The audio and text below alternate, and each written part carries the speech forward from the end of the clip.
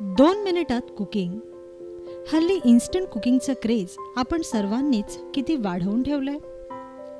पण काळाच्या ओघात आपण हे विसरलोय की आपल्या पूर्वजांनीच या इन्स्टंट कुकिंगचा पाया रचला होता. काय विश्वास नाही बसत? अहो, पूर्वी मराठे मावळे युद्धावर जाताना कांदा, लाल तिखट, मीठ आणि भाकरीच्या पिठाची शिदोरी नेत असत आणि शेतातल्या ताज्या भाज्या खुडूनच काहीतरी चटकन बनवून ते खाऊन युद्धावर निघत असत. याच मर्द मराठा मावळ्यांच्या ऐतिहासिक परंपरेला सलाम करत आज आपण बनवूया अशीच एक गावरान भाजी, तीही इन्स्टंट. दोडक्याची चटणी.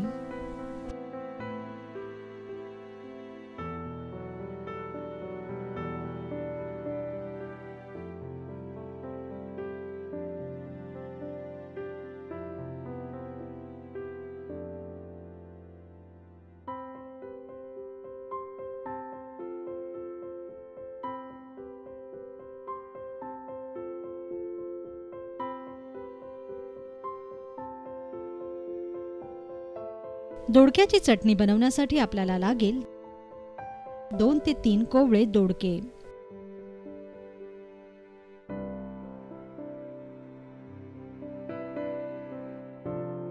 एक चिरलेला कांदा,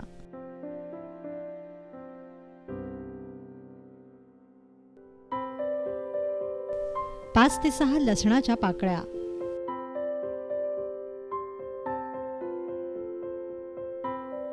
दीड चमचा घाटी मसाला,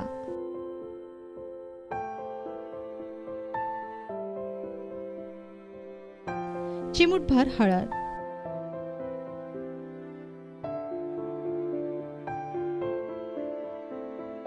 चवीपुरतं मीठ,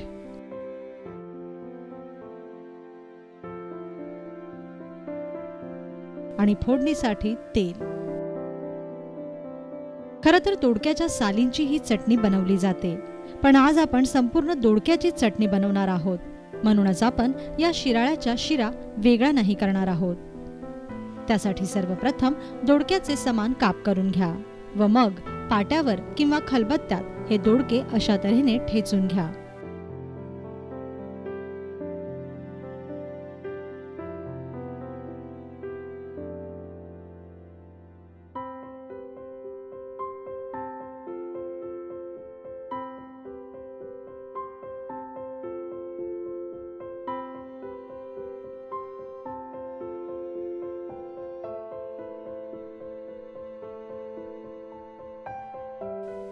दोडक्याची जाडसर भरड तयार करा. आता लोखंडी तव्यात किंवा लोखंडी कढईतच तेल तापवायला ठेवा. तापलेल्या तेलात लसणाच्या पाकळ्या घाला.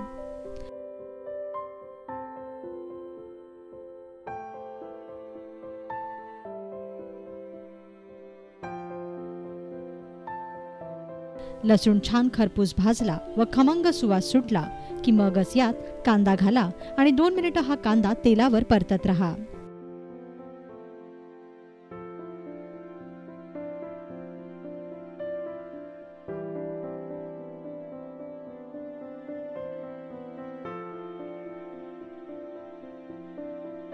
दोन मिनिटांनंतर यात हळद घाला आणि परतून घ्या.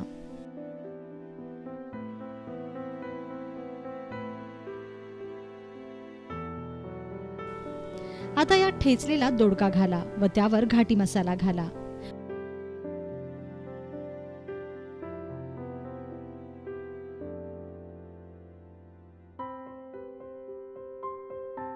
व ही चटणी छान एकजीव करा. लक्षात ठेवा की मोठ्या आचेवरच आपण ही चटणी अशी पसरवून ठेवणार आहोत आणि भाजणार आहोत. खरं तर लोखंडी तव्यात ही चटणी छान खरपूस भाजते, म्हणूनच नॉनस्टिक पॅनचा वापर न करता लोखंडी भांड्याचा वापर करूनच आपण ही चटणी तयार करतोय. दोडक्यातील पाणी पूर्णपणे सुकल्यानंतर वरून यात मीठ घाला आणि ही चटणी खमंग भाजत रहा.